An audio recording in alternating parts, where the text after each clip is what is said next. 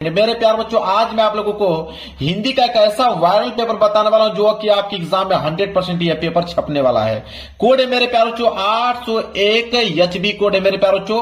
आपको बता दूं कि यह पेपर 70 नंबर का और आज ही आप लोगों का 70 में 70 नंबर बिल्कुल क्लियर हो गया। अगर आपके पास एक दिन का भी समय है मेरे प्यार बच्चों तो इस पेपर को देख कर जाना, इस पेपर को सॉल्व करके जाना मेरे प्यार बच्चों। 70 में 70 में बिल्कुल आप लोगों का हिंदी में पक्का हो जाएगा। सबसे पहले अनुक्रमांक और नीचे अपना नाम सही से डाल लीजिएगा और इस पेपर को हल करने के लिए आपके पास जो टाइम दिया जाएगा 3 घंटे 15 मिनट। 3 घंटे 15 मिनट के अंदर इस क्वेश्चन पेपर को सॉल्व करना होगा। देख पा रहे हो मेरे प्यार बच्चों, यहाँ पे निर्देश दिया गया है। निर्देश में पहला निर्देश बोला है कि प्रारंभ के 15 मिनट परीक्षार्थियों को प्रश्न पत्र पढ़ने के लिए निर्धारित है। कहने का मतलब है कि 15 मिनट आपको टाइम दिया जाएगा इस क्वेश्चन पेपर को पढ़ने के लिए और 3 घंटे में इस क्वेश्चन पेपर को सॉल्व करना होगा। दूसरा निर्देश ये बोला है कि प्रश्न पत्र 2 खंडों में, खंड अ तथा खंड ब में विभाजित है। यह पेपर जो है हिंदी का 2 खंडों में बना हुआ है, एक तो खंड अ में, दूसरा खंड ब में। 2 खंडों में यह पेपर विभाजित है।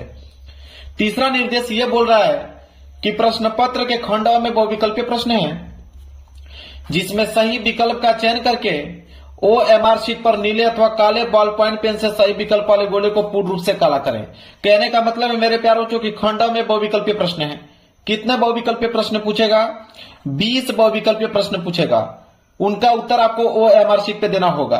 आप नीले पेन का यूज कर सकते हो या काले पेन का यूज कर सकते हो रंगने के लिए। पेन आपका बॉल पॉइंट पेन होना चाहिए, जेल वाली पेन का इस्तेमाल नहीं करना। इस बात को आप ध्यान में रखें। चौथा निर्देश बोला है कि खंड अ में बहुविकल्पीय प्रश्न हेतु प्रत्येक प्रश्न के लिए 1 अंक निर्धारित है। कह रहा है कि खंड अ में जो 20 बहुविकल्पीय प्रश्न पूछेगा तो एक प्रश्न 1 नंबर के लिए रहेगा। कहने का मतलब है कि 20 प्रश्न 20 नंबर के लिए पूछेगा खंड अ में। इसके बाद पांचवा निर्देश है कि प्रश्न पत्र के खंड अ के प्रश्न हेतु 1 घंटा तथा खंड ब के प्रश्नों को हल करने हेतु 2 घंटे का समय निर्धारित है। कह रहा है कि खंड जिसमें 20 बहुविकल्पीय प्रश्न है उसको हल करने के लिए 1 घंटे का समय दिया गया है। 1 घंटे समय नहीं मेरे प्यारे, जो 5 मिनट के अंदर सारे के सारे ऑब्जेक्टिव क्वेश्चन का जवाब दे पाओगे आप, क्योंकि पूरा का पूरा सोल्यूशन बताने वाला हूं। बाकी जितना भी टाइम आपके पास बचेगा पूरा का पूरा खंड ब में लगा दीजिएगा हल करने के लिए। इसके बाद लास्ट निर्देश है कि प्रत्येक प्रश्न के सम्मुख उनके निर्धारित अंक दिए गए हैं। हर एक प्रश्न के आगे लिखा हुआ मिलेगा कि प्रश्न 1 नंबर का है कि 2 नंबर का है कि 4 नंबर का है कि 6 नंबर का है। जितना भी नंबर का कोई भी प्रश्न होगा उसके सामने लिखा हुआ मिलेगा। तो मेरे प्यार जो बिल्कुल कम समय में पूरा का पूरा निर्देश पढ़ के आप लोगों को मैंने बता दिया। पेपर आप लोगों का इधर से स्टार्ट हो रहा है, मैं पेपर आप लोगों को दिखाता हूं। देखिए मेरे प्यारों, जो पेपर आप लोगों के यहां से स्टार्ट है, सबसे पहले देखिए आया है खंड अ और खंड अ में देखिए सबसे पहले दिया है बहुविकल्पीय प्रश्न। और पहला प्रश्न देखिए कितना ज्यादा सिंपल प्रश्न पूछा है कि चंद्रगुप्त रचना की विधा है। मतलब चंद्रगुप्त एक रचना है और किस विधा की रचना है यही बताना है। 1 नंबर के लिए प्रश्न है मेरे प्यार बच्चों। तो चंद्रगुप्त अगर हम बात करें तो एक नाटक विधा की रचना है। सी वाला ऑप्शन जो होगा बिल्कुल राइट आंसर हो जाएगा।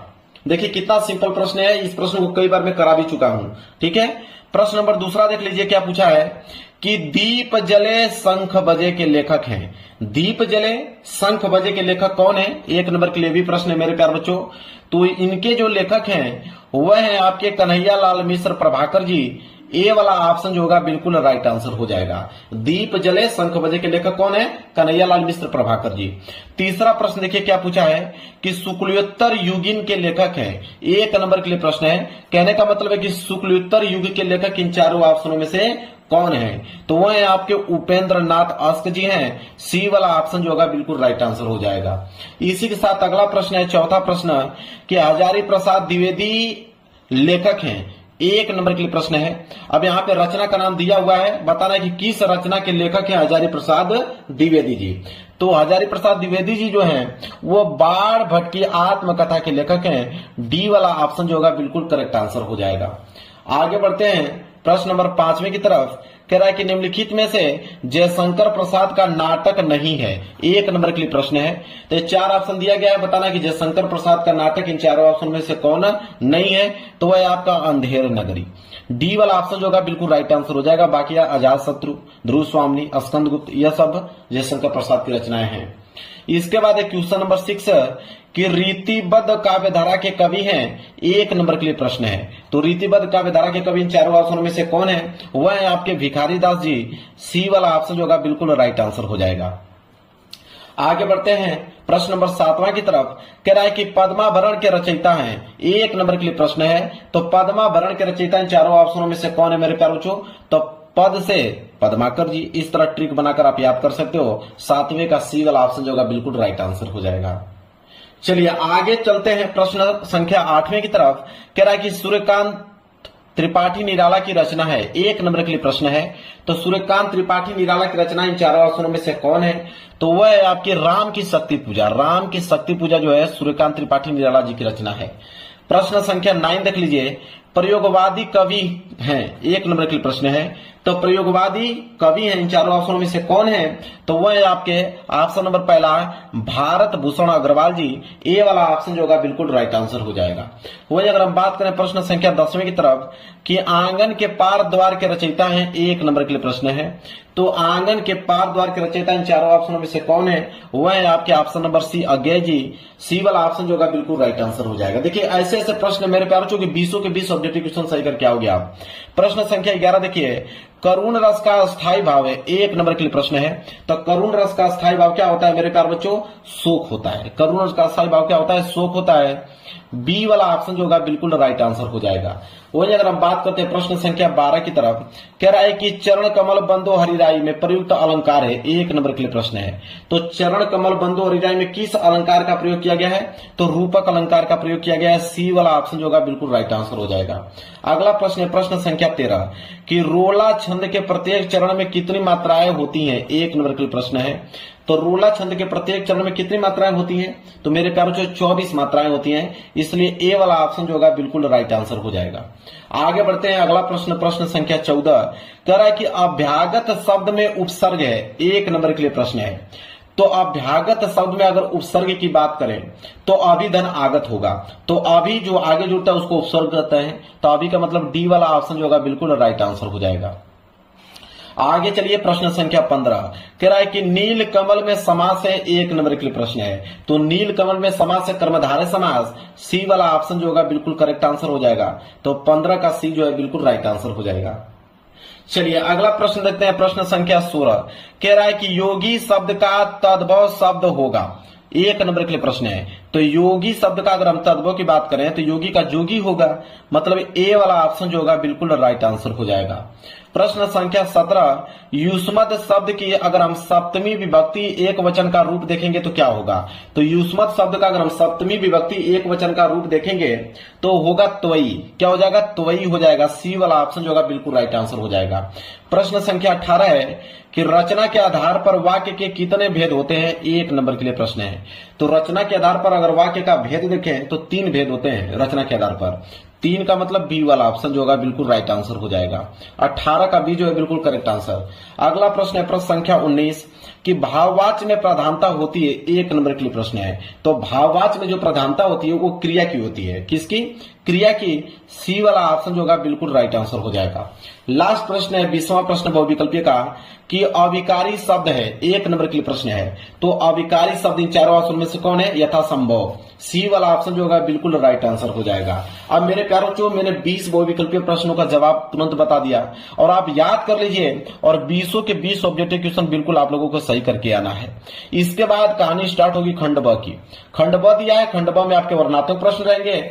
नीचे देखिए कौन सा प्रश्न दिया, प्रश्न संख्या 21। 20वें के बाद 21वां प्रश्न होगा और बोला है कि निम्नलिखित में से किसी एक गद्यांश पर आधारित सभी प्रश्नों को उत्तर दीजिए। और कितने नंबर? 6 नंबर के लिए है। 2 गद्यांश दिया है, एक आपका क वाला दिया गया है, क वाला नहीं कर पाओगे तो पीछे आपका अथवा करके ख वाला दिया है। तो दोनों में से कोई एक ही करना है। मैं दोनों का आंसर आपको बताऊंगा, जो आसान लगेगा उसको याद करके जाइएगा। पहले क वाला देखिए क्या है। कह रहा है कि कुसंग का जोर सबसे भयानक होता है, यह केवल नीति और शक्ति का ही नाश नहीं करता बल्कि बुद्धि का भी क्षय करता है। किसी युवा पुरुष की संगति यदि बुरी होगी तो उसके पैरों में बंदी चक्की के समान होगी, जो उसे दिन दिन अवनति के गड्ढे में गिराती जाएगी, और यदि अच्छी होगी तो सहारा देने वाली बाहु के समान होगी, जो उसे निरंतर उन्नति की ओर ले जाएगी। तो यह गद्यांश है। अब इसके नीचे 3 प्रश्न दिए गए हैं। देखिए पहला प्रश्न क्या है? पहला प्रश्न है कि उपयुक्त गद्यांश का संदर्भ लिखिए। 2 नंबर यहां से मिलेगा संदर्भ में। तो चलिए इसका आप आंसर नोट कीजिए। तो आंसर है आपका प्रश्न संख्या 21। प्रश्न संख्या 21 का हम लोग क वाला कर रहे हैं और क में भी हम लोग पहला प्रश्न कर रहे हैं जो कि संदर्भ पूछा था। तो संदर्भ हेडिंग डालने के बाद लिखिए कि प्रस्तुत गद अवतरण या गद्यांश आप कह सकते हो कि प्रस्तुत गद्यांश या प्रस्तुत गद्य अवतरण, दोनों चीज एक ही है।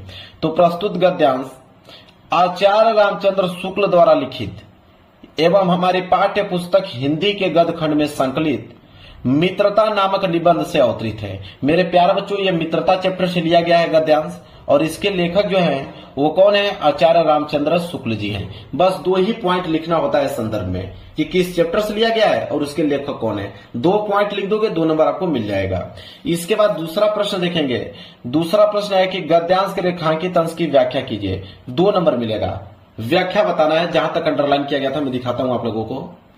देखिए, व्याख्या किया गया था यहां तक कि किसी युवा पुरुष की संगति यदि बुरी होगी तो वह उसके पैरों में बंधी चक्की के समान होगी, जो उसे दिन दिन अवनति के गड्ढे में गिराती जाएगी, और यदि अच्छी होगी तो सहारा देने वाली बाहु के समान होगी, जो उसे निरंतर उन्नति की ओर ले जाएगी।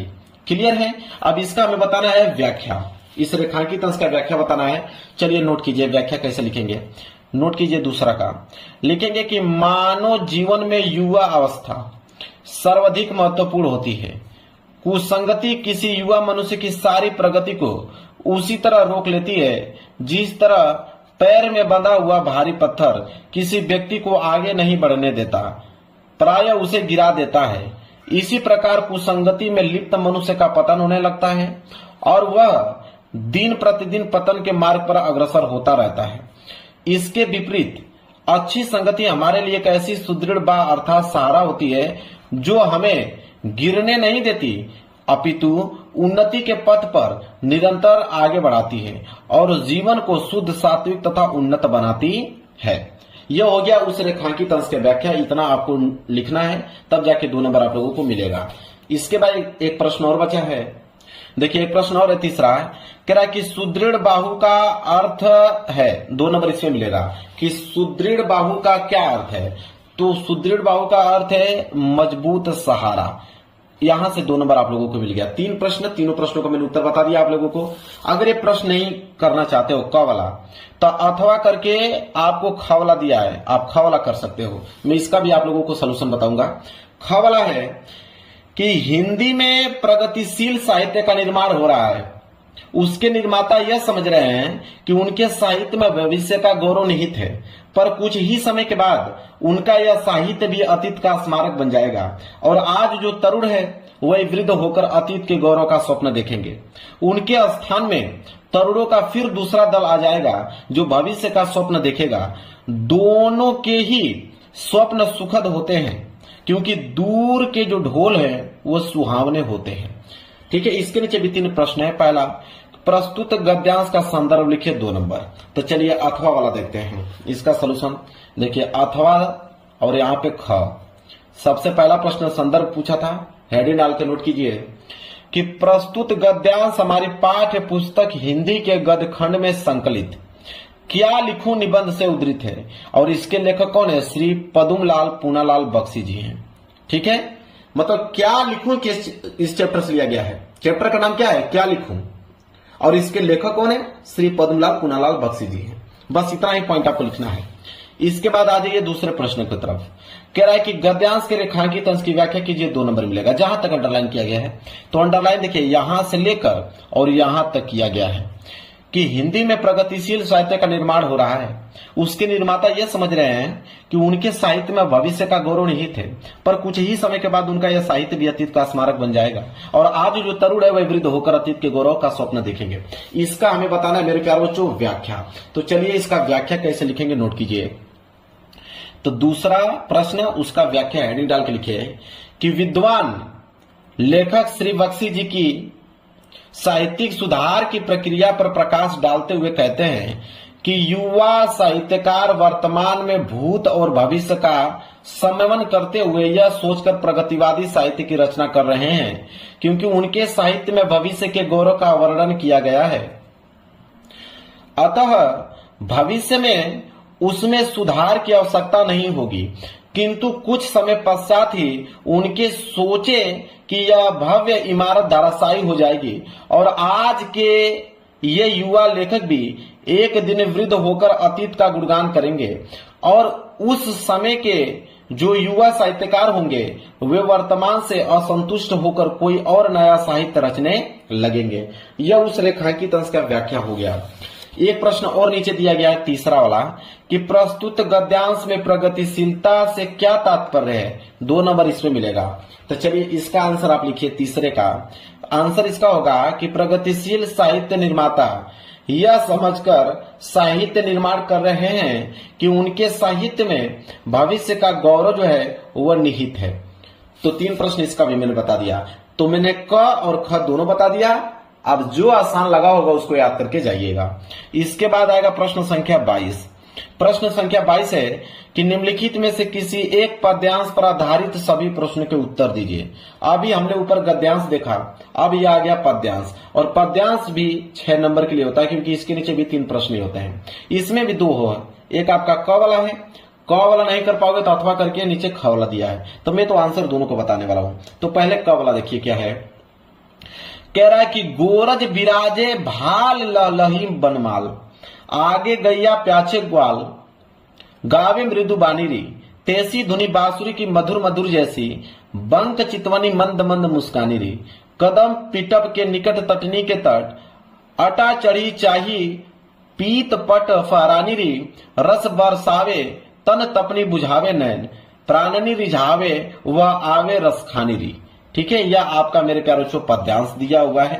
इसके नीचे 3 प्रश्न में दिखाता हूं आप लोगों को। देखिए, जिसमें से पहला प्रश्न है कि उपयुक्त पद्यांश का संदर्भ लिखिए, 2 नंबर मिलेगा। तो चलिए इसका संदर्भ देखते हैं। तो देखिए यहाँ पे प्रश्न संख्या 22 का क और क में भी पहला प्रश्न संदर्भ, हेडिंग डाल लीजिए। लिखिए कि प्रस्तुत पद्यांश हमारी पाठ्य पुस्तक हिंदी के काव्य खंड में संकलित कविता शीर्षक से अवतरित है और इसके रचयिता कवि रसखान जी हैं और यह पद्यांश उनके प्रसिद्ध ग्रंथ सुजान रसखान से लिया गया है। बस संदर्भ आप लोगों का क्या हो गया, कंप्लीट हो गया। मतलब किस चैप्टर से लिया गया है, तो यह जो है मेरे प्यारे बच्चों, यह लिया गया है सुजान रसखान से लिया गया है और इसके जो रचयिता हैं वह है रसखान जी। क्लियर है। चलिए आगे बात करते हैं। प्रश्न दूसरा कह रहा है कि गोरज के बीच कृष्ण के सुंदर रूप का सजीव चित्रण कवि ने किस प्रकार किया है। 2 नंबर इसमें मिलेगा। तो चलिए इसका आंसर नोट कीजिए। इसका आंसर होगा मेरे प्यारे बच्चों कि थोड़ा वर्णन करने के लिए दिया है, तो मैं थोड़ा डिटेल में लिखा हूं कि प्रस्तुत पद्यांश में शाम के वक्त वन से गायों को चराकर लौटते हुए श्री कृष्ण के सौंदर्य का वर्णन करते हुए एक गोपी अपनी सखी से कहती है, हे सखी वह देखो श्री कृष्ण आ रहे हैं, उनके मस्तक पर गायों के पैर से उड़ने वाली धूल लगी है, गले में लहराती हुई ताजे वन फूलों की माला है, आगे आगे गायें आ रही हैं, उनके पीछे पीछे ग्वाले आ रहे हैं, वे मीठी वाड़ी में गाते आ रहे हैं, उनकी टेढ़ी दृष्टि और मंद मंद मुस्कान जितनी सुंदर है उतनी ही मधुर मधुर उनकी बांसुरी की ध्वनि है। हे सखी यमुना नदी के किनारे पर कदम के वृक्ष के नीचे श्री कृष्ण बहुत सुंदर लग रहे हैं, आओ अटारी पर चढ़कर उनके पीले वस्त्रों का फहराना देखो। देखो सखी वह रस आनंद की वर्षा करके शरीर की तपन को मिटा रहे हैं, वह आनंद का भंडार हमारी आंखों तथा प्राणों को रिझाता अत्यंत आनंद प्रदान करता है। क्लियर है। चलिए एक प्रश्न और नीचे दिया गया है, देखिए उसको तीसरा कि पद्यांश के रेखांकित अंश की व्याख्या कीजिए। 2 नंबर यहां पे मिलेगा। तो देखिए अंडरलाइन सिर्फ 2 लाइन पे किया गया है कि रस बरसावे तन तपनी बुझावे नैन, प्राणी रिझावे व आवे रस खानी री। इसका हमें क्या करना है, व्याख्या बताना है। तो चलिए इसका व्याख्या नोट कीजिए तीसरे प्रश्न का कि और हे सखी देखो वह रस आनंद की वर्षा करके शरीर की तपन को मिटा रहा है, वह आनंद का भंडार हमारी आंखों तथा प्राणों को रिझाता अत्यंत आनंद प्रदान करता है। यह हो गया उस रेखांकित अंश का व्याख्या। चलिए अगर ये वाला पद्यांश नहीं करना चाहते हो क वाला, तो पीछे अथवा करके ख वाला दिया है उसको कर लेना। देखिए अथवा करके दिया है ना ख वाला, मैं इसका भी सलूशन बताऊंगा, तो आप ये ख वाला कर सकते हो। कह रहा है कि फूल झरता है, फूल शब्द नहीं, बच्चा गेंद उछालता है सदियों के पार, लोकती है उस एक बच्ची, बूढ़ा गाता है यह पद, दोहराता है दूसरा बूढ़ा, भूगोल और इतिहास से परे किसी दलान में बैठा हुआ। ठीक है, अब देखिए इसके नीचे 3 प्रश्न है। पहला है कि उपयुक्त कविता के कवि एवं शीर्षक का नाम लिखिए। 2 नंबर यहां पे मिलेगा। चलिए इसका आंसर देखते हैं। तो देखिए अथवा करके अब हम देखेंगे ख वाला। ख का पहला, अब यहां पे संदर्भ पूछा था तो यहां पे हेडिंग आप लोग डाल लीजिएगा संदर्भ। ठीक है, क्या डालेंगे? संदर्भ। हेडिंग डालने के बाद तब लिखिएगा कि प्रस्तुत पद्यांश हमारी पाठ्य पुस्तक हिंदी के काव्य खंड में संकलित भाषा एक मात्र अनंत है शीर्षक से अवतरित है और इसके रचयिता अशोक वाजपेयी जी हैं। मतलब भाषा एक मात्र अनंत है इस चैप्टर से लिया गया है और इसके रचयिता कौन है? अशोक वाजपेयी जी हैं। क्लियर है? चलिए इसके बाद दूसरा प्रश्न है, रेखांकित पद्यांश का अंश स्पष्ट कीजिए। मतलब उसका व्याख्या बताइए कि बूढ़ा गाता है एक पद, दोहराता है दूसरा बूढ़ा, भूगोल और इतिहास से परे किसी दलान में बैठा हुआ। इसका हमें क्या करना है? व्याख्या बताना है। देखिए व्याख्या कितना अच्छा से लिखा गया है। दूसरा हेडिंग डालेंगे व्याख्या। लिखेंगे कि कवि कहता है कि हमें प्राचीन काल से संबंधित ज्ञान इतिहास और भूगोल जैसे विषयों की सहायता से प्राप्त हो जाता है, लेकिन हमें यह नहीं भूलना चाहिए कि जब इतिहास और भूगोल भी नहीं लिखे गए थे, भाषा का अस्तित्व उस समय भी था। उस समय भी कोई एक वृद्ध व्यक्ति जब कोई पद गुनगुनाता था तो घर के ही किसी अन्य भाग में बैठा हुआ कोई अन्य वृद्ध उसी पद को या अन्य किसी पद को गुनगुना उठता था और इसी माध्यम से भाषा आज तक चलती आ रही है। कवि के कहने का अभिप्राय है कि भाषा का विद्यमानता किसी न किसी रूप में सदैव रही है। पुनः कवि कहता है न बच्चा रहेगा न वृद्ध, क्योंकि बच्चा एक समय अंतराल पर वृद्ध हो जाएगा और वृद्ध जीवन छोड़ चुका होगा। न गेंद रहेगा न ही फूल और न ही दलान, क्योंकि ये सभी वस्तुएं नश्वर हैं। एक न एक दिन सभी को समाप्त हो ही जाना है, लेकिन इन सबके समाप्त हो जाने के बाद भी शब्द बने रहेंगे, क्योंकि वह भाषा का ही एक भाग है और भाषा ही एकमात्र अनंत है। क्लियर है? चलिए एक प्रश्न और नीचे दिया गया है, उसको नोट कीजिए।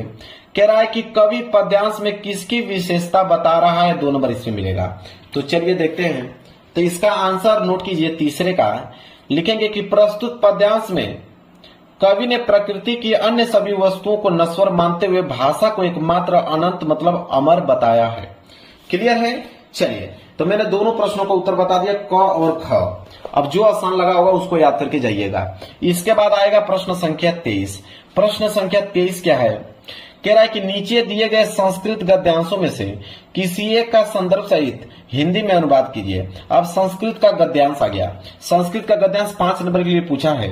2 नंबर मिलता है संदर्भ और 3 नंबर मिलता है इसके हिंदी अनुवाद पे। इसमें भी 2 ऑप्शन है, एक आपका क वाला नहीं कर पाओगे तो अथवा करके पीछे आपका ख वाला दिया है। तो पहले क वाला देखते हैं। वाराणसी प्राचीन काल वाला यहां से लेकर और यहां तक दिया है, और यह जो संस्कृत का गद्यांश दिया है इसका संदर्भ सहित हिंदी में अनुवाद करना है। तो प्रश्न संख्या 23 का क। देखिए प्रश्न संख्या 23 का क, एक तो संदर्भ लिखना है, इसके बाद हिंदी अनुवाद लिखना है, 5 नंबर मिल जाएगा। तो संदर्भ लिखिए। प्रस्तुत संस्कृत गद्यांश हिंदी पाठ्य पुस्तक के वाराणसी पाठ से लिया गया, मतलब वाराणसी पाठ से लिया गया है। बस इतना ही लिखना है, 2 नंबर मिल जाएगा। इसके बाद इसका हिंदी अनुवाद क्या होगा उसको नोट कीजिए कि वाराणसी में प्राचीन काल से ही घर घर में विद्या की दिव्य ज्योति प्रकाशित होती रही है और वर्तमान में भी यह संस्कृत वाणी की धारा निरंतर प्रवाहित रहती है और लोगों को ज्ञान बढ़ाती है। यहाँ पर अनेक उच्च कोटि के आचार्य तथा विद्वान के द्वारा वैदिक साहित्य के अध्ययन और अध्यापन में आज भी प्रयासरत है। ठीक है, ये हो गया इसका हिंदी अनुवाद। अगर ये नहीं करना चाहते हो वाराणसी वाला तो अथवा करके पीछे दिया मैं दिखाता हूं। देखिए ख वाला दिया है, आप इसको कर सकते हो। ठीक है, जो कि यहां से लेकर यहां तक है। अगर क वाला नहीं करना चाहते हो तो आप ख वाला कर लो। इसका भी सेम आपको संदर्भ सहित हिंदी में अनुवाद करना है, 5 नंबर इस पर भी मिल जाएगा। देखिए अथवा करके ख, लेकिन दोनों में से कोई एक ही करना है, आपको याद रखें। इसका संदर्भ आप नोट कीजिए। संदर्भ इसका होगा कि प्रस्तुत गद्यांश हमारी पाठ्य पुस्तक हिंदी के संस्कृत खंड में संकलित प्रभुत्व ग्रामीण पाठ से उद्धृत है। मतलब प्रभुत्व ग्रामीण चैप्टर से लिया गया है। अगर हिंदी अनुवाद बात करें कि इसका हिंदी में अनुवाद क्या होगा, तो नोट कीजिए कि इसी समय उस गांव वाले का गांव आ गया, वह हंसा और ट्रेन से उतरकर अपने गांव की ओर चला गया। नागरिक जो है शर्मिंदा होकर चुप रहा। सभी यात्री उस बातूनी नागरिक पर हंसे। तब नागरिक को एहसास हुआ कि ज्ञान हर जगह संभव है। क्लियर है? चलिए आगे चलते हैं। प्रश्न संख्या 24। प्रश्न संख्या 24 है कि नीचे दिए गए संस्कृत श्लोक में से किसी एक का संदर्भ सहित हिंदी में अनुवाद कीजिए। संस्कृत के श्लोक को ही हम लोग संस्कृत का पद्यांश कहते हैं। अभी हमने संस्कृत का गद्यांश देखा है, अभी आ गया संस्कृत का पद्यांश। संस्कृत का पद्यांश भी 5 नंबर के लिए पूछा गया है। इसमें भी 2 नंबर आपका मिलता है संदर्भ में और 3 नंबर हिंदी अनुवाद में मिलता है। इसमें भी 2 ऑप्शन है, एक आपका क वाला है, क वाला नहीं कर पाओगे तो अथवा करके नीचे आपका ख वाला दिया है। तो पहले हम क वाला देखते हैं। तो क वाला देखिए यहां से लेकर यहां तक है, नीर क्षीर विवेके वाला। ठीक है, इसका हमें संदर्भ सहित हिंदी में अनुवाद करना है। 24 का क देखिए, यह है आपका 24 का क। एक आपका संदर्भ लिखना है, फिर हिंदी अनुवाद लिखना है। तो संदर्भ नोट कीजिए कि प्रस्तुत श्लोक हमारी पाठ्य पुस्तक हिंदी के संस्कृत खंड अनुयुक्ति विलास से लिया गया है। मतलब अनुयुक्ति विलास चैप्टर से लिया गया है। अगर हिंदी अनुवाद की अगर हम बात करें कि इसका हिंदी अनुवाद क्या होगा, तो हिंदी अनुवाद इसका होगा कि हे हंस, यदि तुम ही दूध और पानी को अलग करने में आलस करोगे तो अब इस संसार में अपने कुल धर्म का पालन कौन करेगा। अर्थात यदि विवेकशील लोग ही अपने कर्तव्य पालन में आलस करेंगे तो फिर अपने कुल धर्म का पालन कौन करेगा। तो ये संदर्भ और हिंदी अनुवाद हो गया। अगर ये प्रश्न नहीं करना चाहते हो तो अथवा करके आपका दिया हुआ है ये नीचे। ठीक है, आप इसका लिख सकते हो संदर्भ सहित हिंदी में अनुवाद। तो चलिए इसका देखिए अथवा करके। अब इसका हिंदी अनुवाद में डायरेक्ट लिखा हूं, संदर्भ भूल गया हूं, तो संदर्भ में इसका होमवर्क देता हूं। आप लोग भी तो कुछ अपने से कीजिए। तो संदर्भ मैंने दे दिया इसका होमवर्क और इसका हिंदी अनुवाद मैं बता देता हूं। हिंदी अनुवाद होगा कि धर्म का मुख्य स्थान उदारता है, यश का मुख्य स्थान दान है, स्वर्ग का मुख्य स्थान सत्य और सुख का मुख्य स्थान जो है वह शील है। यह उसका हिंदी अनुवाद हो गया। तो दोनों में से कोई भी एक करके चले आइएगा, या तो क वाला या तो ख वाला। अब आगे बढ़ते हैं। प्रश्न संख्या 25 कह रहा है कि अपने पठित खंड काव्य के आधार पर निम्नलिखित में से किसी एक प्रश्न का उत्तर दीजिए। 3 नंबर मिलेगा खंड काव्य पे, और खंड काव्य जिला वाइज आता है। जो आपके जिला में पूछा जाता है वही आपको एग्जाम में करना होगा। कोई दूसरा करोगे 1 नंबर नहीं मिलेगा। तो आप देख लो कि आपके जिला में कौन सा खंड काव्य पूछा जाता है। वैसे खंड काव्य बहुत सारे हैं। मातृभूमि है, इसके बाद अग्र पूजा दिया हुआ है, फिर जय सुभाष दिया गया है, इसके बाद यहाँ पे आपका मेवाड़ मुकुट दिया गया है, इसके बाद मुक्ति दूत दिया गया है, कर्ण दिया गया है, तुमुल दिया गया है, इसके बाद देखिए करमवीर दिया गया है, इसके बाद ज्योति जवाहर। तो सब अलग अलग डिस्ट्रिक्टों में पूछे जाते हैं। आप क्वेश्चन बैंक में देख सकते हो, या तो किताब में देख सकते हो, या तो इस वीडियो के नीचे आप कमेंट कर दीजिए, मैं बता दूंगा आप लोगों को। क्लियर है? चलिए इसके बाद आता है प्रश्न संख्या 26 का क। और 26 का क है कि दिए गए लेखकों में से किसी एक लेखक का जीवन परिचय देते हुए उनके एक प्रमुख रचना का उल्लेख कीजिए। 5 नंबर मिलेगा आपको जीवन परिचय पे लेखक का। 2 नंबर तो मिलता है रचना पे और 3 नंबर मिलता है जीवन परिचय पे। अब यहाँ पे पद्मलाल पुनालाल बख्शी जी, जय शंकर प्रसाद, आचार्य रामचंद्र शुक्ल, रामधारी सिंह दिनकर, 4 लोगों में से किसी एक का जीवन परिचय लिखना है। और जीवन परिचय हर एक विद्यार्थी को याद होगा, हर एक विद्यार्थी को जीवन परिचय याद होगा। फिर भी मैं बता देता हूं आप लोगों को, बता देता हूं कि आसान भाषा में आप जीवन परिचय कैसे लिखोगे। तो मैं आचार्य रामचंद्र शुक्ल जी का बता देता हूं आसान भाषा में कि आप लिखोगे कैसे, कि आपको 5 नंबर मिलेगा। चलिए नोट कीजिए, मैं खुद यहाँ पे लिख के लेकर आ गया हूं ताकि आप जान पाओ कि कैसे लिखना है। सबसे पहले यहाँ पे डालोगे आचार्य रामचंद्र शुक्ल जी का जीवन परिचय लिख रहे हो तो यहाँ पे डालोगे जीवन परिचय, यहाँ पे लिखोगे संक्षिप्त परिचय। संक्षिप्त परिचय में नाम होना चाहिए, नाम में लिखना आचार्य रामचंद्र शुक्ल जी, जन्म लिखना 1884 ईस्वी में, जन्म स्थान लिखना अगोना बस्ती उत्तर प्रदेश, पिता का नाम चंद्रबली शुक्ल, मृत्यु 2 फरवरी 1941 में हुआ था, रचनाएं चिंतामणि रस मीमांसा। फिर इसको एक्सप्लेन करके आप यहाँ लिखोगे कि आचार्य रामचंद्र शुक्ल का जन्म सन 1884 ईस्वी में बस्ती जिले के अगोना नामक ग्राम में हुआ था। इनके पिता चंद्रबली शुक्ल मिर्जापुर के कानूनज्ञ थे। इनकी माता अत्यंत विदुषी और धार्मिक थी। उन्होंने मिशन स्कूल से 10वीं की परीक्षा उत्तीर्ण की। गणित में कमजोर होने के कारण ये आगे नहीं पढ़ सके। उन्होंने इंटरमीडिएट की शिक्षा इलाहाबाद से ली थी, किंतु परीक्षा से पूर्व ही विद्यालय छूट गया। इसके पश्चात उन्होंने मिर्जापुर के न्यायालय में नौकरी आरंभ कर दी और यह नौकरी इनके स्वभाव के अनुकूल नहीं थी।